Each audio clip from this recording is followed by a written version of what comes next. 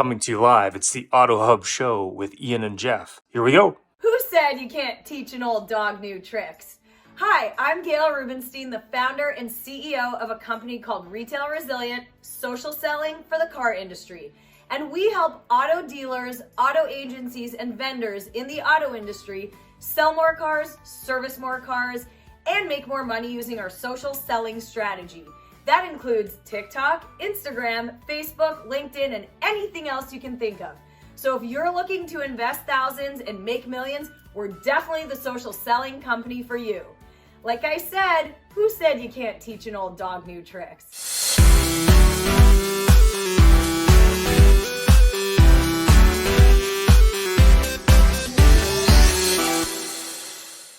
I was at Larry Foreman's seminar. So happy I came, having such a good time. Thank you so much, Larry.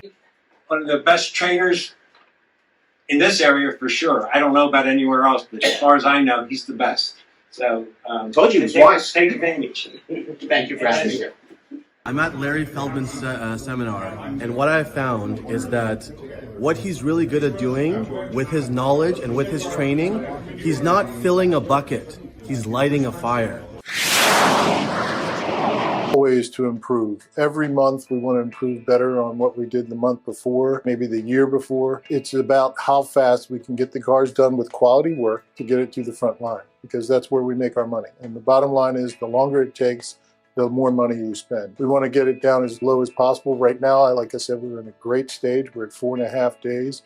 In recon, we want to know how quickly we can get the cars out of the recon process and to the front line. The average days in recon and then the time to line are the most important things that we look for. I'm Mike Burrell. I'm Service Director at JM Lexus.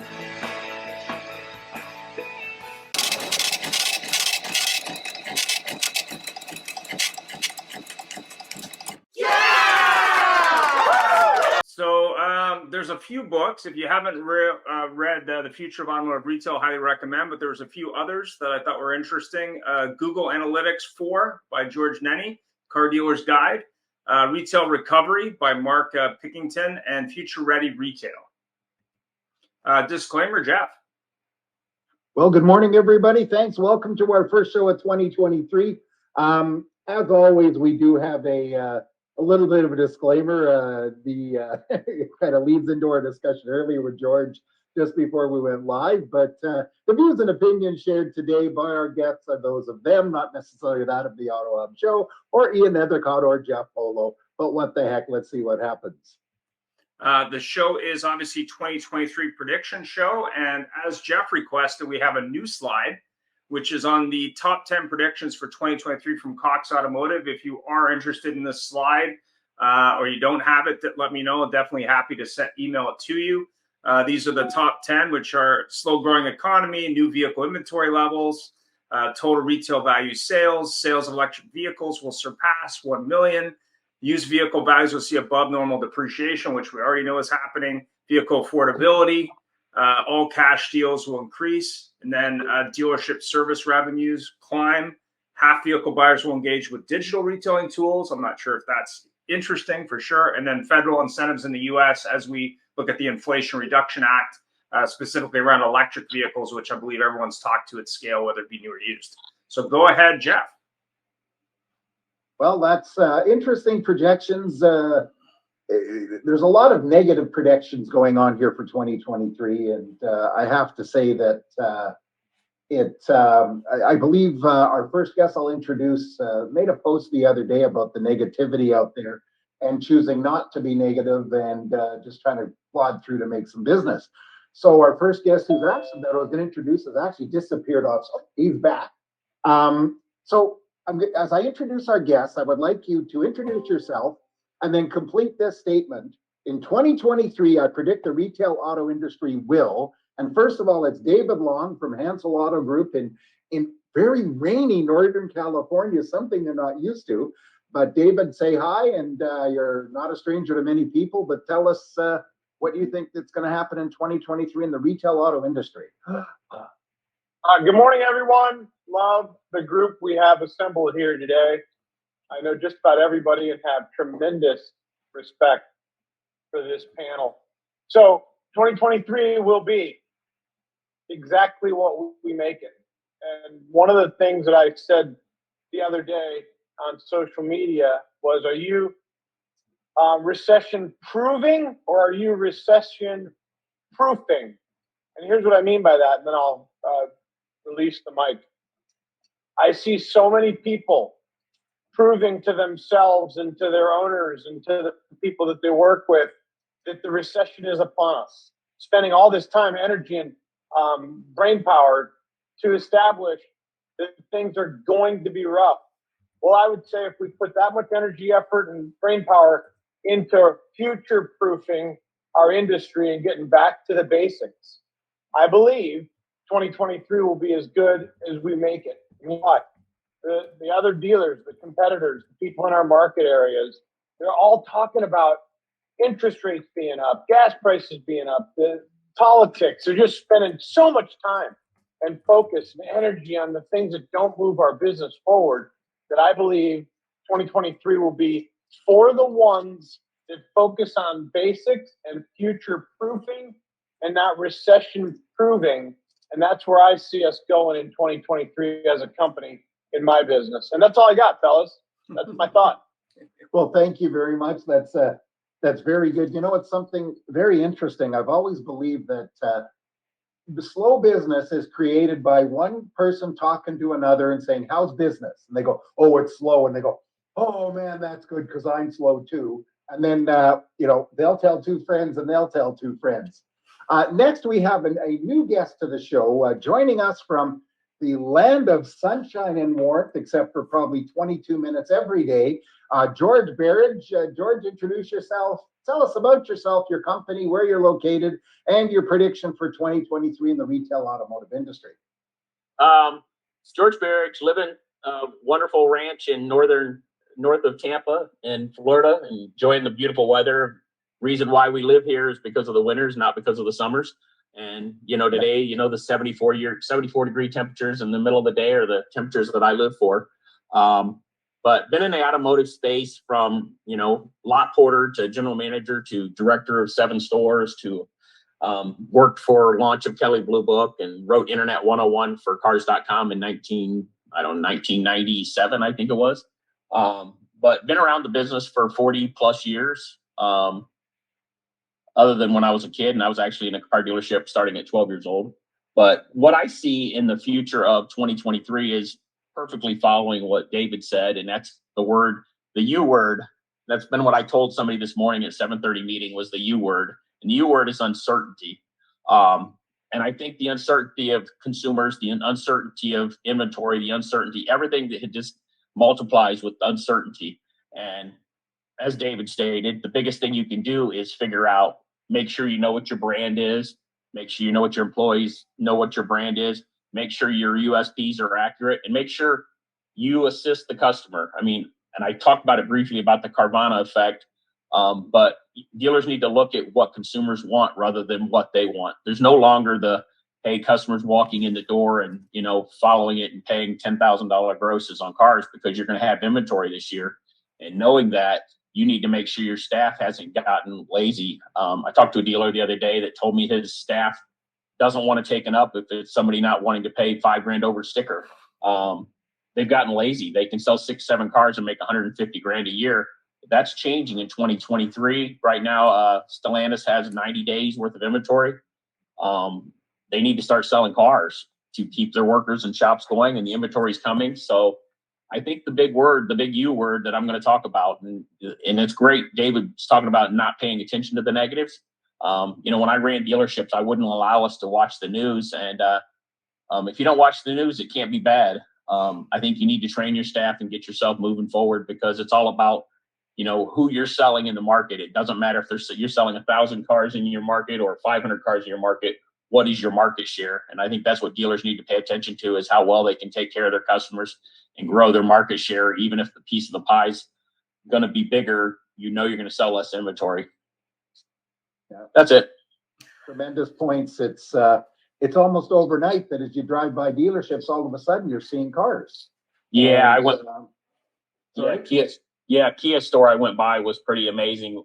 3 months ago, they had 5 cars, and it was one of the big stores that had 24 acres of empty lot. And now all of a sudden you see in the truck starting to dump them off. Yeah, it's really something. The ads on TV are 0%, 25% off, et cetera, et cetera. And our next guest actually is going to be dealing more than a lot of us with the fallout of some of these people that are selling 7 cars a month and making 150 grand a year. And all of a sudden somebody's going to be talking to them about performance, et cetera, plus the related, probably more importantly, the emotional trouble it's going to be. And that's Sandy Zannino from, I'm actually doing this counterclockwise through the continent, from Florida, I believe. Oh gosh, Sandy, just introduce yourself. Tell us where you are and tell us your prediction, please. Hi, everybody. It's so nice to be here, and Happy New Year to everyone. Happy Merry Everything is my new, I've been saying that for a couple of years now. It covers it all. And I'm in Sarasota, Florida, so right down the road from George, I think. So and who I am, I'm blessed. Like David, I've pretty much met almost everybody on the call, which is really a lot of fun. And I hope I get to see y'all in a couple of weeks. I am the retail automotive human resources expert in our industry. And I also have been known as the profit protector as well, so which has to do with compliance. So for my predictions, right, I actually have 2. I think that in 2023, retail automotive is going to get a new pair of glasses and begin to realize that this thing that we always do when we're recruiting, looking for a good fit, is not the way that we are going to attract and retain new talent. The facts are the facts. And even though there are some people coming into the workforce, it's not enough to make up the shortfall that we have, because the labor shortage is just numbers, right? We don't have enough working age people. Right now it's about a half of a person for every job opening in the United States. Like we can't grow these. So and the other piece of that puzzle for me is that 64% of our workforce in 2025, which is like right around the corner, will be millennial and Gen Z. So the reason why I say a new pair of glasses, I know, look, Jeff is like, what? What do you say? So, I feel like our old way of thinking, we need to take off the glasses and put on a new pair and begin to look at how we are going to fit the workforce, right? I mean, I guess you can keep, you can keep employing boomers and Gen Xers forever, but if you want some new talent, you're going to learn about generations. So that's my other prediction. The other one is I think, and I hope, I pray, so it's really a hope that dealers will begin to regularly, as part of onboarding for new managers, continuing education for managers, do short trainings to protect the profits, right? From the very beginning, to know what questions they can and cannot ask. Anyway, so that is my prediction, and that's enough out of me for now. Perfect. Thank you, Sandy. I like the comment about the new pair of glasses, and actually, I might upset somebody, but you see, we've got half a person per job. I think a lot of the jobs have a half a person in them anyways, just because we're hiring anybody. Now, I'm just moving slightly up the road from Sandy and George, about, about 1,500 miles, is Shawn Armorer from La Belle Provence, Quebec, Canada, Montreal, who is our good friend and part of the Great Larry Love Fest that happened here last month. But Shawn, please introduce yourself and give us your prediction for 2023. Yeah, well, like everybody else, great to be here. This is a really variously developed panel. That's what I find so interesting and ironic as well. So Shawn Armorer, going on the business now 21 years. I am the owner and founder of BDC Alchemy. Essentially, we assist dealerships in building revenue-generating BDCs. With regards to 2023, hopefully moving forward, the prediction I would have, there's a couple of them. First of all, similar to what David said and George, I believe that the auto industry is going to continue to go through this stress test. I think all levels of the dealership will continue to be challenged, from onboarding, hiring, like Sandy said, down to training and coaching and hiring process and what have you. Processes as well. Technology too is absolutely going to blow up this year with this whole chat GPT thing, the AI that's coming in. But, to remain optimistic, similar to what David was saying, you're going to get what you repeat. And I think the people that are going to be able to kind of, take the next step are not going to be people that are going to be anchored. They're going to accept the fact, first and foremost, that, we're not going back to the norm. This is the new norm. As a matter of fact, the new norm is changing every 6 months, maybe even every 3 months, right? So I think moving forward, you are what you repeat, and the ones that will succeed won't be anchored, and they're going to be taking more chances, if you will, or trying new things or what have you. But one of the biggest things that I'm going to predict is we're finally going to see, because it's cyclical, that I believe, but we're finally going to see a balance between the consumer and the dealer with regards to pricing and where they find themselves. I don't necessarily feel that one will have the advantage over the other. So it's going to be quite interesting, I could tell you that. Yeah, thank you very much. It's a very good point. And we're going to see a lot of people that look like deer in the headlights, I think, and people who are used to the way it was. And the industry certainly has turnover, and it always has, but you're going to have people that are used to getting whatever, sort of sitting back and in between coffee and sitting playing Candy Crush on their phone, they can make $1,000 deal, are going to be a little shocked when somebody comes in and says, okay, thank you, I'll be back, and they won't know how to handle it. Moving along, thank you, everybody. Great point. We'll go on to Ian, who's got another challenging question for you. Ian. Yeah. What challenge or challenges from 2022 will change in 2023? And it's actually interesting that everybody was talking about different things. I actually did a poll on LinkedIn about the top 4 things for 2023, and one of them was high interest rates. That was one of the big things, which I thought was interesting. But I'll leave it up to, let's start with David this time. If he's on video, if not, we can go elsewhere. Well, I'm here. Okay, go ahead. I don't know that I no problem. fully understand. Don't drive and hit things. I don't know that I fully understand the question. Okay. About interest rates? No, just what do you think are, in terms of challenges from 2022 will change in 2023? The reason I brought up interest rates is that's one that I think everybody's dealing with. So that was the one from a poll. Was the number one that people reacted to on LinkedIn when I did a poll on this question. Got it. I will say that the interest rates don't alarm me. Here's why. If dealers were selling cars for $5,000 over, it takes more than 2 or 3% to offset, right? $10,000 over. So I think it's a 6 1/2 dozen the other situation. I believe that it's how we frame it for our internal team, especially a guy like me that entered the business when interest rates were 19%, right? I think this interest rate is really doesn't have to slow us down. Where it slows us down is when a salesperson, sales manager, GM are like, oh, woe is me, the sky's falling. Interest rates have gone all the way up to 4 or 5%.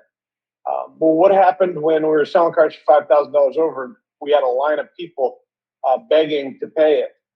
Nothing. But your frame of mind was that everybody was going to pay it, so let's just keep selling them like that. Not that we did that in my environment, but I just know that in our industry, dealers were getting all they could and not thinking twice about it. And the minute interest rates went up, dealers started this self-fulfilling prophecy of, that's going to slow us down. Things are going to get awful now, which just is not true. So I really believe the narrative that we create inside the stores is the biggest challenge that we're faced with. And that's my 2 cents. Probably the same narrative I'll have the whole show. Stop stinking thinking. Let's go with Sandy on this one. I'm curious. Go ahead. You're curious. So I'm curious as to what your thought think is. Completely different, I'm sure. I think that one of the challenges that we've seen in 2022, 2021, moved into 2022 is embracing diversity, equity, and inclusion. And what that really means, right? I think which is another thing that I do actually. I'm a consultant for DEI, right? So, and I really think that it should be inclusion, diversity, and equity, because inclusion must come first. And really, I think that is a challenge. And the way that I think that it's going to change is that I think that dealers, at least I hope that, again, most of my things are hopeful, right? These are the things that I hope and I hope that dealers recognize that this is the way that our industry will thrive into the future. Our industry will survive, right? Like I've been around since 1998, and I've seen all the things that happened since 1998, right? And we survive. We are an industry of scrappers, and no matter what the world throws at us, it's still going to be okay. And I hope that we start to recognize that the good sometimes is the enemy of the best. It's easy to do good, right? We make enough, but if we want to be the best, I mean, just thinking about and for me, that comes to diversity, equity, and inclusion. They'll be budgeting for it, and actual movement, right? Like between women, that needle hasn't moved, right? I hope we stop saying we're making strides, because we're not. We make little baby steps, right? Like redefine what a stride means, I guess, is sometimes what we need to do. So that is the challenge that I think will change, or actually won't change. It's going to continue, but I think it's going to change because in that dealers begin to embrace it, really embrace it. So. We saw a Hey, lot of guys, change. Yeah. Ian, would you mind if I jumped in Yeah, for go a ahead. quick second? Yeah. And by the way, Sandy, keep in mind, people like me make people like you possible, because I'm a human resources nightmare. So perception is reality. I love to tell stories when I'm doing my training about people who come up to me and say, "Man, it's really slow today, isn't it?" And I'd say, "I'm too busy to talk about how slow it is. Why don't you come back? I don't know when, a couple hours." Not one of these imbeciles ever walked away and said, "If this lunatic with his funny pie can make a living, why can't I?" We've lived through cash for clunkers. We've lived through people going into manufacturers and going into dealers and saying, "We're taking your franchise away. You didn't do anything wrong. We're just restructuring." The people that come in with a good attitude and the right energy will survive, because they're it was said, don't watch the news, don't do this, don't do that. The most important thing is the mindset that you're putting out from the inside out. If you go in with the right attitude, if you know what the heck you're trying to accomplish, you're not going to let anybody stop you anyway. At least I think so. So I honestly think 2023 will be just fine. The people that are on top of the game will move forward. The people that won't will struggle. And since my business is training and recruiting, I'm licking my chops, because there's plenty of people that got sloppy and got lazy. So that's great. And everybody needs people, and I could find them. I will mute now. Thanks, Larry. George, what do you think? I'm going to circle back to what Larry just kind of said. I think the biggest struggle this year will be staffing. Just several reasons. I mean, I talked to a salesman this morning that was telling me he's thinking about leaving the business, although he made almost $200,000 last year, because he's been told it's going to get tougher, and he's no way he's going to be able to tell his wife he can work 60 hours a week and make $100,000 a year. It was kind of an interesting conversation. I'm like, well, what's changing? And he started telling me all the negatives, and so I think staffing is the biggest thing that's going to harm the dealers. Now, obviously, there's the dealers that get up every morning and they're ready to rock and roll, and they train and consult and build their team. But there's a lot of guys out there that still hand their guy a plate and say, "Go sell cars for me." And it's been pretty easy the last few years. And the guys have just, staffing is getting lazy. The fact that there's no employees to, I kind of keep an eye on my dealer this morning, how he has staff to wash cars, because there's a Hobby Lobby near me that starts you out at $18.50 an hour plus full benefits, and they'll pay for college. To me, it's hard to get a guy to change oil and wash cars for, that kind of money all of a sudden.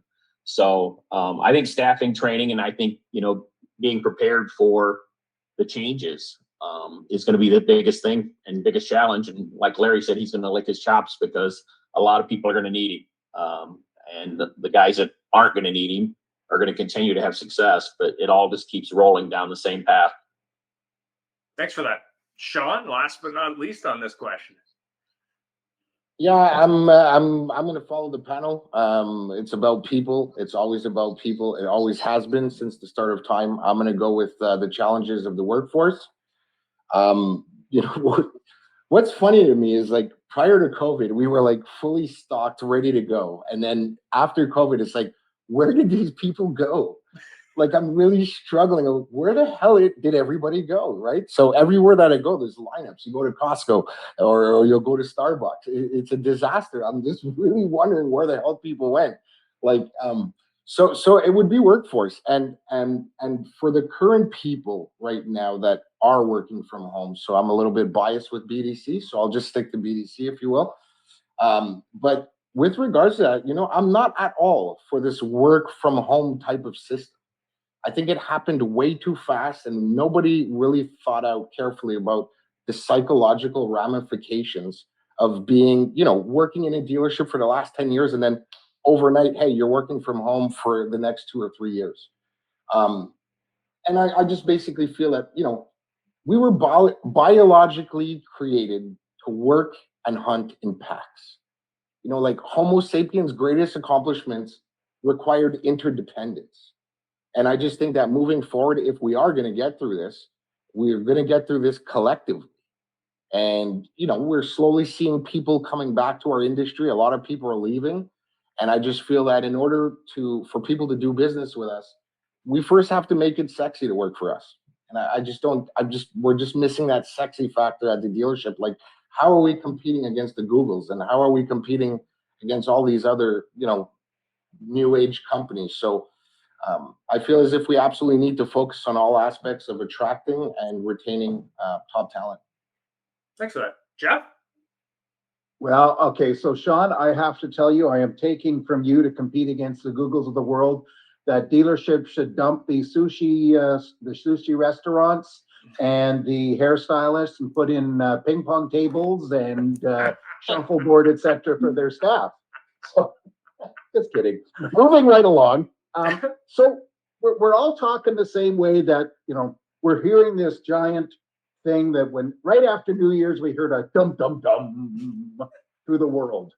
And, everybody's hearing it as a response, how we behaved for the last 3 years, hence George's comment about the guy that made 200 grand that last year sitting there playing Candy Crush. He didn't say, I said Candy Crush.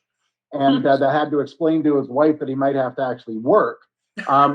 What other serious reckonings are going to happen in 2023 for dealers? Not necessarily the staff that are lonely, like Shawn said, or somebody that's this new generation that might be a little bit more sensitive to things. But for the dealers as a whole, and Shawn, I'm going to go back to you because we've called on you last each time so far. So now first. So what do you think? What's the big reckoning? That's an interesting question. It's anyone's guess, really. I can't really remember a time that there's not only been so much volatility in our industry, but so rapid, so quick. Like similar to Sandy. Well, she was in '98, I believe she said. I've been in the industry since '02, so I went through various different situations of volatility, but this one is just so fast. So, with respects to the reckoning, I think similar to take a word from what Sandy said, I think we have to look at this thing with a different pair of lens, with a new type of lens, and we need to slowly and methodically, of course, but we need to look at things and see where we can improve, and in some areas completely change it. Because one thing's for certain, it's going really, really fast, and I don't think that 200,000 moving forward is going to be something that's going to be something realistic or even sustainable. Yep. Well, that's actually a very good point. It's very funny. Something that concerns me from the dealer side is as we are progressing our dealership leadership away from people that have been there a few times and have been through it. David mentioned, he got into the business when it was 19.9% finance, yet I'll guarantee that David's dealership was selling cars. And this challenge that worries me is that you got people that have been in this business for 15 years, moving into leadership positions. And the last 15 years, if we take a look, let's go 14 years, because after 2008 or whatever, it's been really good. And you don't have to be really good to sell cars. You just happen to be, almost lucky. And yes, luck is created, not made. But so the next prediction, or not prediction, but the reckoning, I'm going to go back to Sandy now, because we're talking people and dealers, Sandy. So this question, well, first, before I answer this, I do want to respond a little bit to what Shawn was talking about with wondering, where did the people go, right? Like after all the big layoffs. So prior to the pandemic, I was scheduled for Digital Dealer to present at Digital Dealer, and I was talking about the labor shortage, because the labor shortage is nothing new, right? Like those of us in HR who stay connected to that, I've known for like 10 years, been telling my dealers, get ready for this, because in 2024, we're not going to have enough people, right? There's just not going to be enough people. So I'm still talking about it, right? I was talking about it before the pandemic, and I'm still talking about it. So this question about what, how dealers behaved and how, I can answer that actually more from a consumer place, right? So I remember in the pandemic, I was in a Zoom similar to this, and I was listening to people talk about all the money that, the 10,000 Uber and this and that. And I'm sitting there. At this point, I had a broken foot. My car, I knew that I was going to have to buy a new car. And, for a lot of people, a car is a necessity, right? Like, I need a car in order to go to the grocery store, right? Like, it's not down the street. So the way I was looking at it, and I think that might be a consequence, right? If what I said in that meeting was, you know what, I got to buy a new car as soon as I can drive again after my foot heals. And if I go to the dealer where I have purchased a car since like 1994, every time I get a new car, it's at that dealer. So I'm a loyal customer. And if I go there and they tell me that the car that I want to buy is 10,000 over sticker price, I'm going somewhere else, and I'm not coming back. My loyalty will be, so, I look at it from that way. And if you know me, I'm always thinking about those who have less. And those are the people that I think about. And because I'm one of them, I'm not somebody who has like a ton. Things are a necessity for me, right? So that is a consequence that I hope more dealers behaved in the way that Hansel Automotive Group behaved and didn't do all of those things. So. Hey, can I touch base with something with loyalty? Larry likes coming in behind what I sure do. I sure do, Sandy. Listen, you're talking about Hansel, and I've had the pleasure of becoming friendly with David Long and doing a lot of business for his company. The key to what we're all talking about is a page we can take from David Long. Every Wednesday, David Long has a big Zoom call with all his employees, and occasionally a nut like me is involved too. He knows his employees by name. They announce birthdays. It's very expensive. I'm not complaining. It's very expensive to bring in a Larry Feldman. It's expensive to replace people. The cost to replace people is crazy. Training can be expensive because it's obviously got to be ongoing. the best way to move forward in any business, particularly ours, is to keep your people. So again, it's the old thing, right? If you really want to be smart, take care of your employees, and your employees will take care of your customers. So I think if we can really dig in with making our people feel part of something, which will solve what Shawn was saying, and what Zannino was saying, and with George. George, I'm a musician, so I think you need to give this. He's probably a young guy. Give him a copy of Joni Mitchell's "A Big Yellow Taxi" with the line, "You don't know what you got till it's gone." Because when he wakes up one day and realizes he's not working for a guy like you look pretty cool, and he doesn't have the same opportunity, what other business do you have where you control your own income, where you're running your business and somebody else's with no debt service? So I think it's a matter of not just beating them up, but hugging them, making them feel part of something and get involved. And the other problem, Shawn, of course, is there's never been a better time to disseminate information, and yet we've never been worse at communicating with each other. So the big disconnect doesn't really shock me, since if you call me for a job, I answer in about 3 seconds, and nobody answers their damn phone. Yeah, that's some. Thanks, Larry. Always appreciate you kind of hit things right on the head here.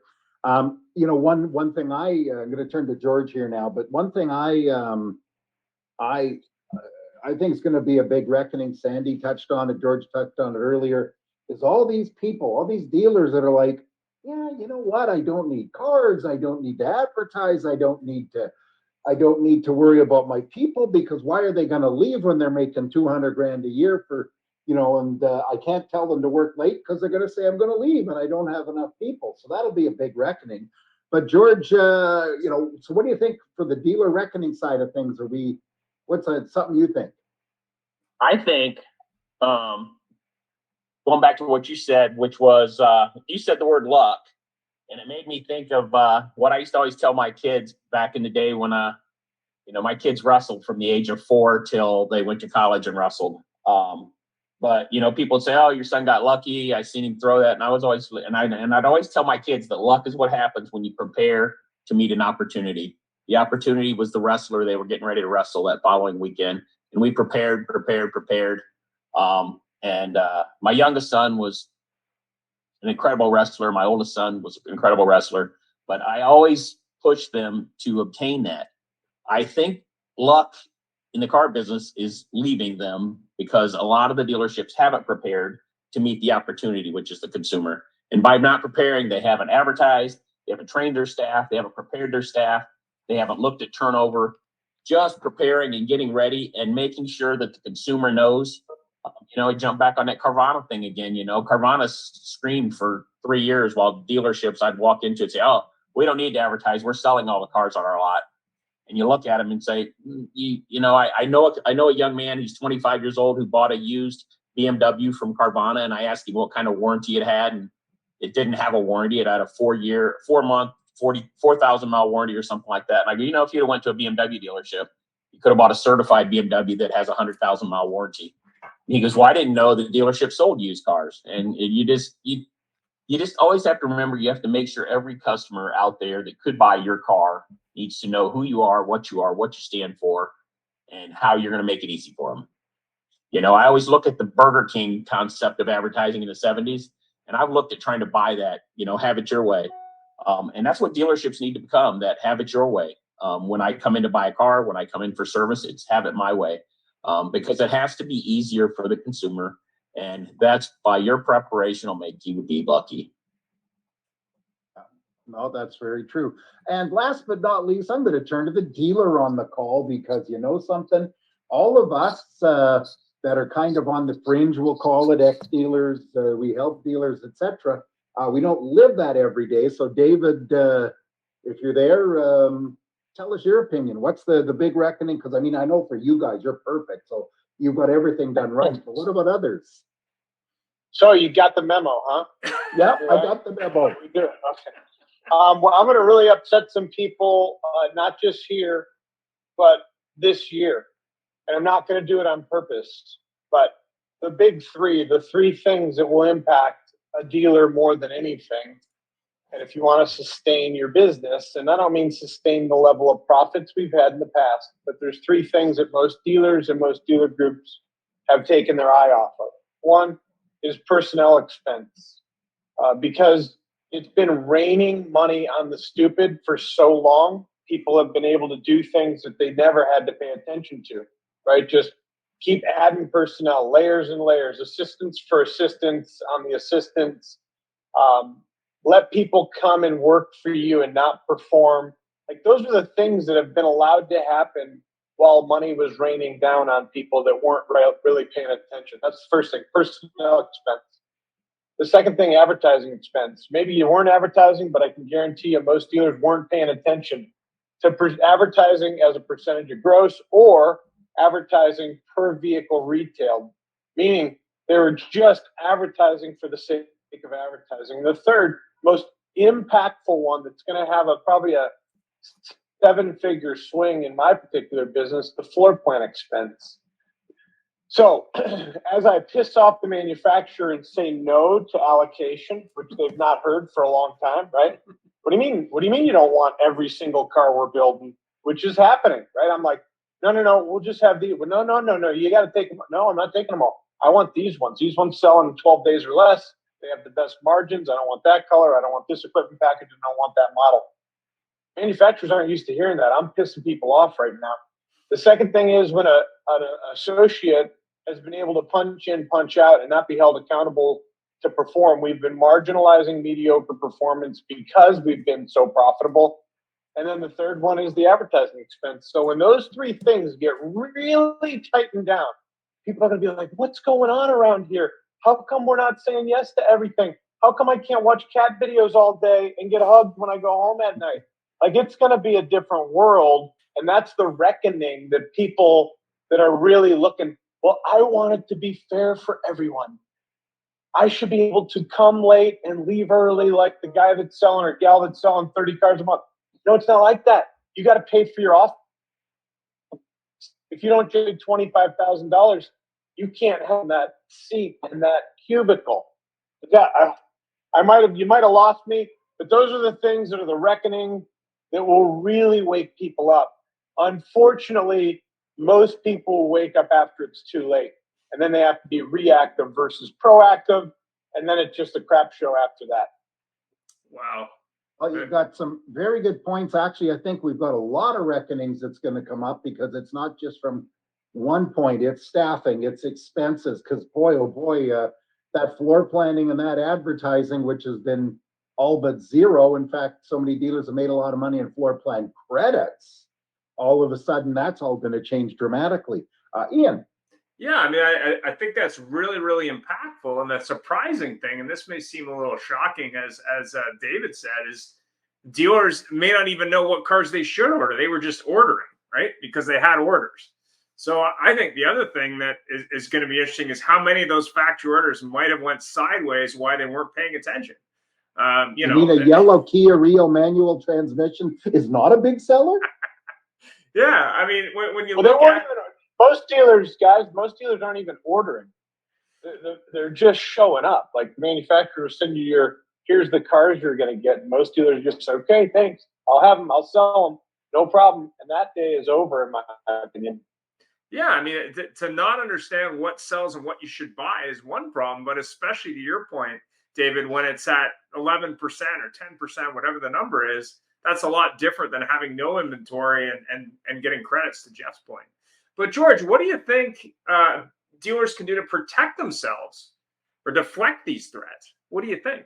Well, I mean, you look back to the deflection of it. I mean, it's going to be the guys the Davids out there that have done their job and tasks and built their team, and not just let the guys play video games on their phones while they just sit there. I mean, I was at a CDJR store 2 weeks ago, and I looked out and there were 8 salespeople, and they were all on their phones. And I looked over to the GM and says, "Hey, are they texting their customers?" And he goes, "I don't know what they're doing." I go, "I know what they're doing. They're on Facebook. They're on this. They're on that." They've forgotten the little steps that are going to become the big steps. If they need to ask. I walk into stores and the GM say, "Oh, I know how to advertise. I know how to do this. My agency takes care of me," which is one of the biggest myths. Especially the bigger ad agencies that. I worked at Zimmerman Advertising for years, and you have a lot of great people that walk in the front door and sell you advertising and say, hey, you should, be with us because we're the biggest agency out there. But making sure you take note of what they're doing, paying attention to every advertising dollar and what really value you get out of that advertising dollar, and just being smarter. And I agreed with everything that came out of David's mouth about paying attention to every penny you spend. Not saying you got to advertise, you got to build your brand, but these dealers, some of them are still yelling, hey, we're having a contest this month between our two stores, whichever one sells the most. Consumers don't care. One store's a Toyota store, one store's a Honda store. I'm not going to buy either, or whatever the case may be. You got to be smarter on what you're doing. And you need to ask for help on certain things. And there's a lot of quality people out there that understand the industry and can help you. Do what you do best and make sure your sales staff know what they need to do to be their best. Train them up, train your staff up, train your lot porters up. I remember when I was in the car business, I had a lot porter who worked for me, Johnny King. And Johnny King worked at me at 9 different dealerships in the course of a decade because he always wanted to be, he would stay where he was at and come over a week later and say, Mr. Berridge, I need to work for you again. So if you can build those kind of loyal staff, but for lot porters, you need to build that for everybody. You need to make sure everybody, when you walk in the door on Monday morning, is happy to be there. And if they're not happy to be there, you need to figure out how to coach them up. And if that includes coaching up their spouse and, on making them understand why they're there, then so be it. You got to be on hands and you got to keep building your team. And the reckoning will happen if you don't. Understand. So, David, you obviously have the top 3 things. How are you holding your people accountable for that? I mean, that's clearly, your hit list. Maybe you can comment on that. You call on me, David. Did you unmute? What's that? Yeah. How are you holding your team accountable to that? Yeah, like you're obviously deflecting those threats, but how are you holding them accountable to do that? So, as it relates from the team perspective, I think it's just a really simple keep score. Right? How do you keep score? But more importantly, how do you deliver what the score is to your team?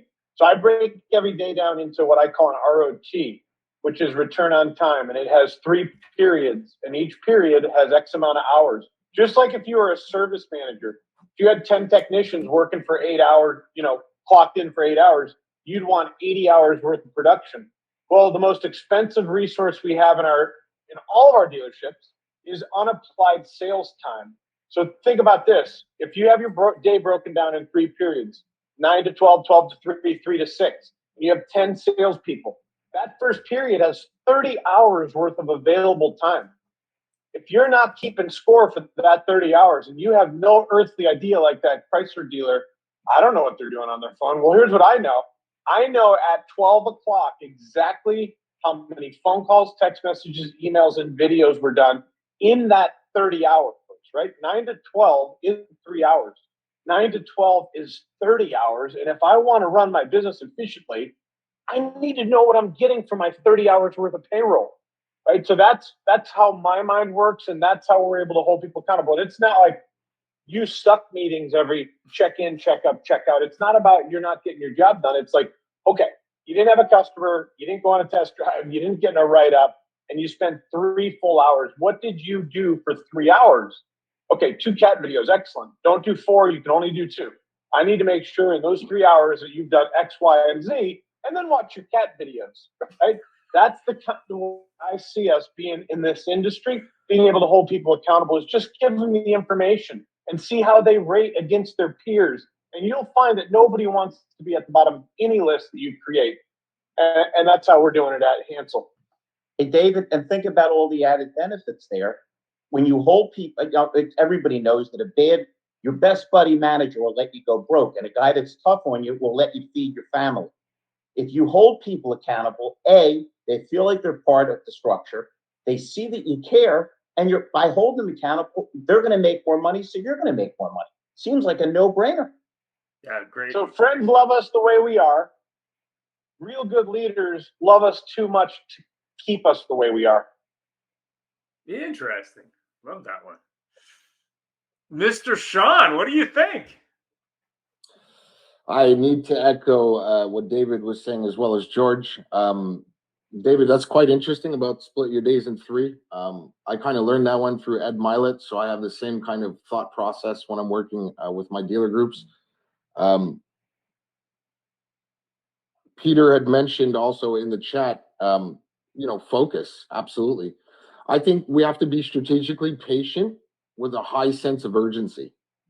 So I would break that down into three, just the three things that come to mind.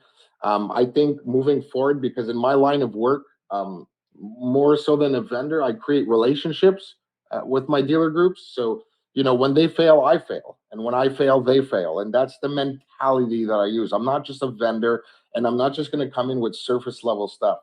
So I already had strategic meetings with all of my dealer groups with regards to the BDC, but I guess my cup of tea is really aligning the BDC with the departments that they serve. I'm trying to knock down these silos that the BDC is just this customer service group or this customer service department in the back of the dealership in an old closet, right? So I'm trying to interject, a path of legitimacy to the BDC as a legitimate business unit. And the only way to do that is to align the BDC initiatives with the departments they serve. So currently right now, from a strategic meeting I just had yesterday, as I was telling one of my general managers that I feel that we need to be a lot more focused. So similar to what Peter was saying with regards to the focus, we need to be a lot more focused on our trajectory as opposed to the results. If we're really in tuned with the trajectory and the managers, as David said before, I'm not sure who it was, but I think it was George, about not knowing, are they surfing on Facebook or what they're doing? Well, what is their trajectory? And like David said, break it down into daily segments as opposed to, you can have, my mentor used to say, you can have a bad day, but you don't have to have a bad week, right? So I would surgically dial into my data metrics. The second thing that I would do is I would take advantage of the last year of all of these profits that we've made off the cars. And I've learned this concept called circular economics. So I would actually take advantage of the profits and re-inject the profits into coaching and training. The money is there for sure, 100%. And the third thing is, I think with such an unstable ecosystem at the moment, I feel that moving forward, what would be most efficient and sustainable method would be to cultivate more leaders within our ranks as opposed to more managers, right? They're both equally important, but there's a distinction between the two. I believe that by empowering our individuals, I fundamentally believe that we'll have a significant impact moving forward. Thanks for that. Sandy. Thanks, Ian. I'm really enjoying the call as usual. I always enjoy these calls. And I might piss a couple of people off right now. No.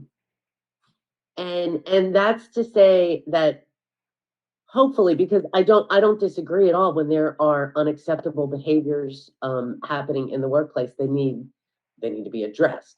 However, I have a belief that accountability starts at home, right? So kind of like what Shawn just said, if my team is failing, that means I failed. So I guess what I would caution is if you have underperforming salespeople because of all the things that everybody's talking about, right? First, accept responsibility for accepting that behavior throughout this time and not keeping your people on track, right? And look at those behaviors one at a time, explain why that's not good for the organization, and here's what we need to see, right? Set SMART goals, goals that are achievable and have a time limit on them, and document it, right? I'm going to say document it. I tell you what, my worst nightmare is actually probably, and it's probably not Larry, right? My worst nightmare is when a manager comes to me and says, I'm ready to let this person go. And I'm like, great. Have you addressed the behaviors or the lack of performance before? Or is this a big surprise? One thing I will say is that a termination should very rarely be a surprise to the employee who is being terminated. They should know that next meeting, God darn it, man, I didn't hit those goals, right? And they know what's coming. So that's what I'm gonna say. It's like, look at yourself first. And then take it and do those things like David does. I've heard David talk about the things that he does with his team throughout the pandemic, right? So the dealers who haven't been doing that have some catch up to do. So do the catch up before your employees feel the consequences, right? It costs less to do that. And I'm just going to say what my resolution is because we're getting to there. And it's to bring back Dance Break Wednesday. Just so you know, Sandy, we've submitted a formal request at NADA that you are to be required to go up and dance at every single evening on stage. And Jeff, any final thoughts? Put me on the stage. There you go. Run up. Nice shirt, John. Yeah. Oh, we'll do it. It's in Texas. You got a line dance, baby. It won't be a country line dance, though. We'll do a Cuban line dance. Oh, I don't know. We could do it. We could do in the middle. We could do like Shivers, where everybody's line dancing to. Who would ever thought Ed Sheeran would be a line dance guy? Anyways, folks, we're kind of getting late in the show, and we try to keep it at a reasonable thing, and we can't touch on everybody's New Year's resolution unless in their final comments. Just to say goodbye, we'll ask everybody for their quick resolution. Sandy gave that to us, and so dance is on everybody's thing. Shawn, final comments in your 2023 resolution. I will continue my body of work in the line of BDC and continue to, like I said before, interject a path of legitimacy to the BDC. And the Executive Vice President, Mason Armorer, of course. Of course. George. Stay away from negatives. I started that last year. I actually fired an account last year just because it was a negative. I just keep every negative I can from my personal life and my business life out of my life. Have success that way, and I'd rather help 5 people who want help over 10 people that think they know what they need. Great thoughts. Very good point. I certainly am not above getting a little negative sometimes, but one of my favorite things I used to do with my staff was say, tell me one thing positive. And you go around the room, and it was crickets. Tell me one thing negative. So thank you. Very good point. Thank you for being here. Let me see, Shawn and Sandy and David had to leave. Anybody else? Gail, Larry, Peter? Well, David's back. I'd like to basically include transparency and communication between everybody that you deal with. If you do not have transparency, people think that an agenda is being hidden, and it creates the negativity right off the bat. Work with, as my father said a long time ago, said, respect and trust are given immediately, and integrity is held by you. And if you lose that on any level, it's near impossible to gain back. So keep the conversations open, keep the transparency clear, and you'll move forward with absolute success in the future. Thanks for that. Thank you. David's back, so maybe he has a final comment for 2023, a resolution. So I looked up the word resolution, means resolve, obviously. Yeah. And it talked about moving firmly in a direction, like not being wishy-washy, being completely bought in and ready to go. And that's, my word for the year is health, but my resolution is to whatever I'm doing, do it with my whole heart, completely present, focused, know the desired outcome, and then work to my best to make that happen. Those are my sort of resolutions and word for 2023. Thanks for that. Larry, any thoughts for 23 resolution-wise? My resolution is to make myself better, make the people around me better, and to have fun. Fantastic. Mine is to help as many people as I can, which is pretty much our resolution all the time. That's what I like to do. And Jeff, I'll leave it to you to close out with your resolution. Well, my resolution is to be kinder and gentler and have a lot more fun because something, fun seems to be infectious. And Larry says he has fun, and we watch him in his sessions. It's fun. We we talk about our sponsors, Gail with her the Basset Hound. She's going to do a new video soon, and we told you got to keep the Basset Hound because it's fun. Sandy has fun. Everybody, thank you so very much for joining us in our first show of the year. It was great. I may reach out to you for our 2023 end of year show to see where it all panned out. So thank you very much. Have a great year. Have a great week, and we will see you all next week. And hey, if you're there, we will be there live. So we'll look forward Thanks, to this. everyone. See you. Thank you. Bye. Have a great Bye-bye. day. Yes, Bye. Thanks for joining us. It was a great show, and follow us anywhere you would like on your favorite podcast, on Facebook, on LinkedIn, and of course on our YouTube, or subscribe to our own channel.